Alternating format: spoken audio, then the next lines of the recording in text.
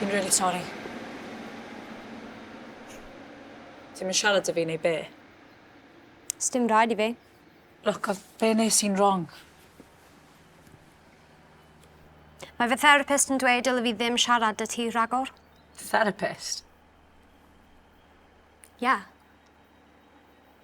Dyrodd hi dylai fi ddim gweld ti rhagor. Oh. Pryd mae trên ti? 5:40. Wedi torri? Yep.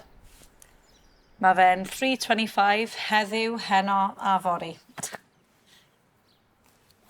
Pam nes ti rhoi lan mor gloi? Beth? Pam nes ti ddim treo'n galetach I weld fi? So ni'n gallu siarad os fi byth yn gweld ti? O, so bai fi yw hyn nawr. Ti'n na stop o siarad â fi'n gynta, cofio? O'n I ddim yn meddwl bod ti moyn gweld fi. Nes ti'n neud y peth horrific na achos bod fi heb dod a gweld ti yn y parc fel o'n i'n arfer neud pan o'n i'n 13. Ni really moyn ti bod na. I fi. Ac o ti ddim. Os ti'n trio neud fi teimlo'n eog, sdim rhaid I ti. Oedd e fel o'n i mewn twnnel, Cerys. A o ti'n, sa'n gwybod, cot? Cadw fi bach yn fwy dwym? O'n I ddim hyd yn oed yn gwisgo dillad o dan y got. Fel o'n i'n cerdded trwy twnnel yn naked a ti oedd yr unig got o da fi. Fyndes I mas ar y news. Be nes ti? Dim esboniad. Dim hyd yn oed nodyn.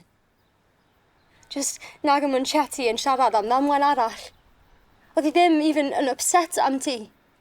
Mwy drist bod yr holl trenau mewn a mas o Newport wedi gorfod cael eu canslo. All arrivals and departures have been cancelled following an incident at 3:25. A nawr, ti'n neud I fi dod fan hyn yn ble nes ti fe? Ac ar ôl cael fight, Llinos, o'n I gorfod gwylio'r headlines yn gwybod ta'r peth ola nes I dweud I ti oedd I hate you. O, dim y peth olaf. Ie, y peth olaf. Achos so ti'n real, Llinos.